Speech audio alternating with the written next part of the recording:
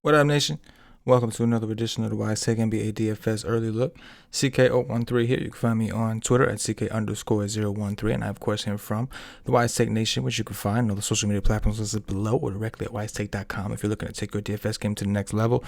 We are a premium DFS content provider as well as a DFS community designed to help make you a better DFS player. Go check us out. $2.50 all the cost to try us out for a day. You get access to my projections, the cheat sheets, Paulie D's fast break sheet, my court plays article, and of course, if it's Monday through Friday, our pre-lock live stream, which we do 45 minutes prior to lock, up to lock. You get all of that. $2.50 for the day is all it costs to try it out. That being said, if you're new to the channel, welcome. You came to the right place for free DFS content as well. Please subscribe, hit the notifications bell. Don't miss out on any of the free content we put out. We put out a lot of it, including this show, Monday through Friday. And we're going to be doing some stuff for baseball, too. So don't miss any of that. Hit the like button. Leave some comments. Enjoy hearing back from you guys, some feedback. Enjoy interacting with y'all. But most importantly, if you could share the show, man, it goes a long way. The more we can build up here, the more growth we can show, the more we can reinvest into the product, the more we can reinvest into our free content. So I'm putting it on y'all to help us do that dirty across the internet. All right, jumping into it. We had a 7-game slate, right? And I say we had a 7-game slate because I believe one of these games, the Toronto-Detroit game got canceled. So now there's only one late night hammer in the Phoenix Lakers, right? So there's technically 6 games, which is cool with me. I mean, it's kind of right in our wheelhouse, if you will. So I'm fine with it. We're going to start things off with Memphis and Washington right out the gate. We got FanDuel and DraftKings pulled up. Bradley Beal is extremely expensive on FanDuel at 10-2. However, he's only 9-7 on DraftKings, so this is an obvious one, right? Like Westbrook. Now, here's the thing. The thing is with scoring. So Beal's at a position where players typically score a little bit less, right? Point guards are some of the highest scorers out there because a true point guard is so involved and they touch the ball so often. So on DraftKings, you get rewarded for like triple doubles, double doubles, which is why Westbrook's always a better play on DraftKings. So even though he's 10-1, I still am going to say he's a better play on DraftKings because you get rewarded for some of the benefits he does, right? And on top of that, you don't get penalized as hard for the turnovers like you do on FanDuel, which, again, players that are active with the ball are a little more prone to turnovers. Bradley Beal, I believe it or not, I usually like more on FanDuel simply because a lot of times it comes down to raw points, and he's got the ability on a lot of slates, especially when the position's weaker, to just completely outscore the field. Well, the field at the position. So I know it's like the pricing, but they're priced appropriately due to the rulings on the site, I think. And they're both in play against Memphis. Washington's been on a roll, man. They've been on a roll. Memphis has not played good defense. Throw that out there. John Morant is fine on the other side, too. A little game stack action, I'm fine with that. Right? He's been a little inconsistent. We'd like to see him take that next step forward. He's kind of been stagnant. Really good spot for Joval. 7K on FanDuel, 7-2 on DraftKings. That's fine for the upside, right? Kyle Anderson is questionable. Want to keep an eye on him for players like Brandon Clark, who had a really good game last time out. I know they got blown out, or they did the blowing maybe. I think they blew out Houston. But in 20 minutes, it looked kind of like the Brandon Clark we knew last year, right? Anderson out would be a usage bump to everyone, including Dylan Brooks, who is 5,200 right now on FanDuel.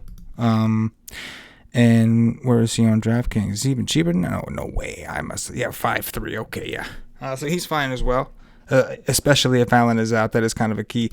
Justice Winslow, shout out to Paulie. We've been on this one. Only got 20 minutes against Houston, but balled out. He was 3.6 or 3.9 that day. His price has come up a little bit on FanDuel, but he's still only 3.9 on DraftKings. And if Kyle Anderson is out, that's going to pave the way for him as well.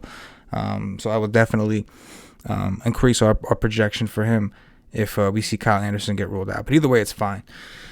The rest of the guys kind of blowout build kind of stuff. I mean, every once in a while you can work in a Raul Neto, right? Because for some crazy instances, he's going to go for fucking 38 FanDuel points, so you never know. But for the main pieces, I mean, this game should be popular. It's the first game, and I'm assuming that total is going to be high. The pace should be good.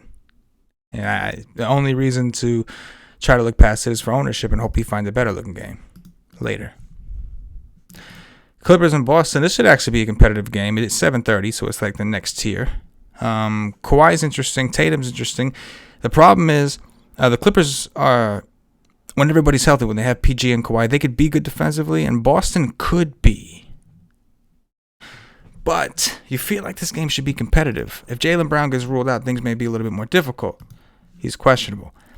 But if he's in, this could be interesting. I would really look towards Tatum. But I am a little worried about that Kawhi defense, not going to lie. So maybe we look a little further on the Boston side and we look at a Tristan Thompson or a Daniel Tice, right? Somebody who can beat him with size. Now, Tice has been on fire. He's been awesome. He has been awesome. And I'll continue to look there, especially if Jaylen Brown is ruled out, because they're going to be looking for some help, I think, right? Marcus Morris, revenge, anyone? It's possible, right? He's not getting a ton of minutes, and his usage is not nearly as high as it was in places like when he was with New York, right? You would think Pat Bev was going to get some time. You would think they would want him on Kemba. Paul George at 7'9" is probably too cheap. I know he's been kind of fantasy score-wise mediocre, but he just got one game, which was against Milwaukee. We played 37 minutes. So that tells me that this cap is up. 8,400 is not bad on DraftKings, but 7'9" on FanDuel. I do like Paul George. And shooters who really does well, you could argue that's Kawhi. You could argue that's Lou Will. But as far as the balance of players that I think are going to be in that position and players who like to take those jump shots, Paul George loves to take those jump shots, right? So very interesting game. PG is the takeaway there for me. Atlanta in Miami, a rematch. Jimmy Buckets missed the last game. Looks like he's currently questionable. We'll see if he plays or not. If he's in, I'm good with him simply because he's been awesome. He really has. Trae Young did not fare so well, but it's okay. He's got upside. He's been low owned as shit this year. I know he hasn't been as consistent, but he's been extremely low owned. If Butler's out, I will look towards Bam Adebayo once again. If Butler's in, he's fine. Clint Capella's been awesome, right? And he's just been great. He's having a phenomenal year, being unleashed away from Harden, the usage hog, right? And John Collins finally put together a really good performance. Did get 37 minutes, which was kind of unexpected and was just kind of on. Could he do it again? Absolutely. Will he do it again? I don't know. Kendrick Nunn balled out with no buckets. He had another one of those games where his shot was just falling. Goran Dragic, not so much. Right? Didn't do as well as we would have hoped.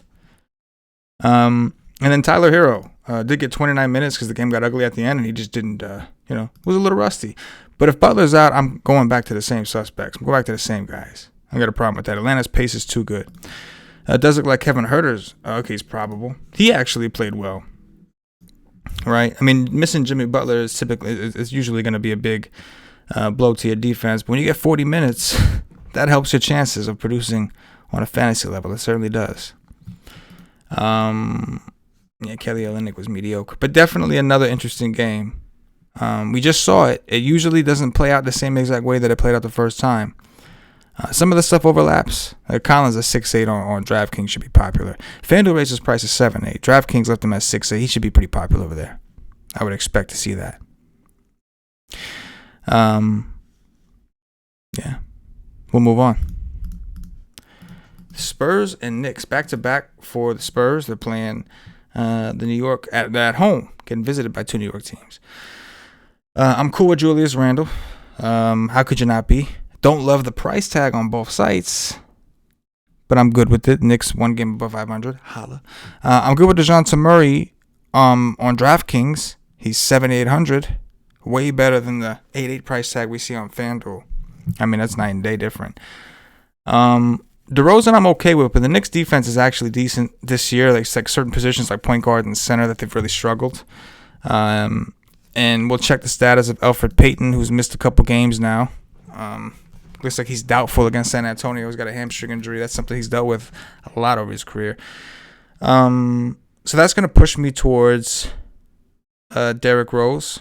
Rose is 5'9" on DraftKings, 6'2" on FanDuel. Don't really care. He's playing big minutes. Tibbs has been waiting to kind of find an excuse to unleash him, and that's exactly what he's doing. He played 37 minutes against the Pacers. When's the last time you saw Rose do that? It was the last time Tibbs was his coach. Bam. RJ Barrett had a good game. He put together a good game, right? Yeah. He's actually put together a couple good games. The injury to Elf, as me and Paulie said, it was going to open way for him. It didn't happen so much against Sacramento, of course, but the next two games is exactly what happened. Now, he has played well, which is going to help his chances of playing. But without, you're losing one of the guard trio that they had, Alec Burks, Rose, and what's his name? Quickly on that second unit, you're kind of losing one off. Now, on the flip side, he's just elected to play Rose more, which is crazy. LMA is okay, but just hard to trust him right now with the way Pop is playing him off the bench. This actually really isn't a bad Jakob spot, just to be honest with you. We'll see how many minutes he plays against Brooklyn. That game's going on right now, but the Knicks are really bad against center, so whenever his price is cheap, and it has gone down on FanDuel, I'm looking for him. 6-1 on DraftKings is meh, but you get the double-double bonus. Nerlens Noel, right? Yeah. So Nerlens Noel played 41 minutes against the Pacers, 39 minutes against Detroit, and that's because Taj Gibson has been hurt. So we'll want to check the status of Taj, who is a game-time decision. If Taj Gibson is out, they literally don't have another center. They're playing like Obi Toppin as the backup center, and they don't want to play him much. They brought Noel in a blowout last game because they didn't want to play Toppin like too much. I guess he's not used to it. I don't know. If Gibson is out, we have to continue to play Nerlens Noel, especially on FanDuel at 5.5. Now, he's 5.2 on DraftKings. Now, the Spurs are a better team, better against centers with Podol on the court. They're better at rim protecting. But still, just minutes, man. And Noel's a blocks guy, cooked on LMA. Damn, he looks old in that picture. He's a blocks guy. Blocks and steals is what he likes to do. Minutes, big-ass minutes. Now, he got 25 in 41 minutes against the Pacers. But you can see what he did against Detroit, what he's capable of, right?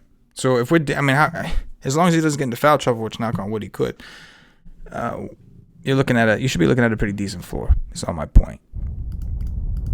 But solid fantasy game in my opinion. Denver and Milwaukee should be a pretty good game. Game's not in Denver, that's always good. It is a back-to-back for Denver. They played Chicago. Giannis in a great spot. Because every spot's a great spot for Giannis, but especially with no Millsap, this team is really bad at defending the rim. So I'm good with getting some Giannis, obviously. Right? Bobby Portis had a start against New Orleans. They snuck him in. He didn't do as well as you'd have thought, but they snuck him in against New Orleans. Went back to the bench against the Clippers, I guess. I only got 20 minutes. Let me get off power forward here. Jokic, obviously, has been phenomenal. Last I checked, he was thrashing Chicago. We'll have to see where he ends up at. Jamal Murray, we know is with Denver being so thin, we've seen it. Curious to see who Michael Porter Jr. is going to guard. If they try to stick Michael Porter Jr., who are they going to stick Michael Porter Jr. on? Because his defense is a serious liability. So I'm curious, is it Middleton? Is it going to be Middleton? He is not really a guard, so they have to put him on one of these, at least a forward hybrids. I don't see him being thrown on like DiVincenzo, right? But I don't know. I guess they could stick Will Barton on Middleton. But then what are we going to do with Giannis? I don't know. Not that he's going to be covering Giannis anyway, right? Yikes. This could be a tough spot for Denver. I don't mind Will Barton at his price. Monte Morris is okay because Campazzo is going to be out for a little while. We'll have to see what PJ Dozier is looking like. I haven't checked the stats on him. But the Denver side of the ball is getting the pace bump, but with the Milwaukee side of the ball, there's some serious defensive holes here for what looks like one of, if not both, of Giannis and Middleton.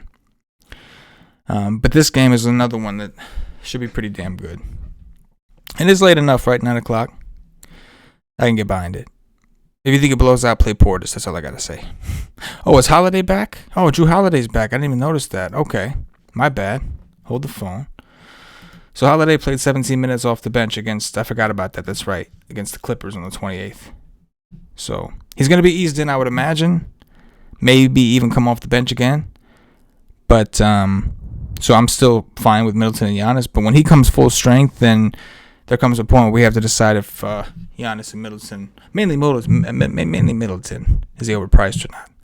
But Holiday coming back is going to make a difference eventually, maybe not right away. And the same thing for Murray. Holiday's a very good defender, but if he's not going to play a ton, then we'll still get plenty of minutes with Murray on the court without him.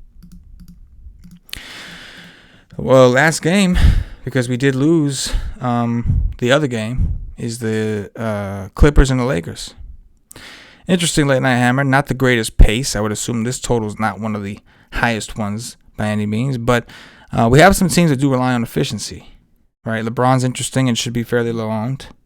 Devin Booker's coming off an awesome game. I do like Chris Paul. I don't love the price at 7.9 on FanDuel. I'm okay with it at 7.5 on DraftKings, but you know he's going to try to play all good against his buddy. What's he going to see? Schroeder a lot of the time.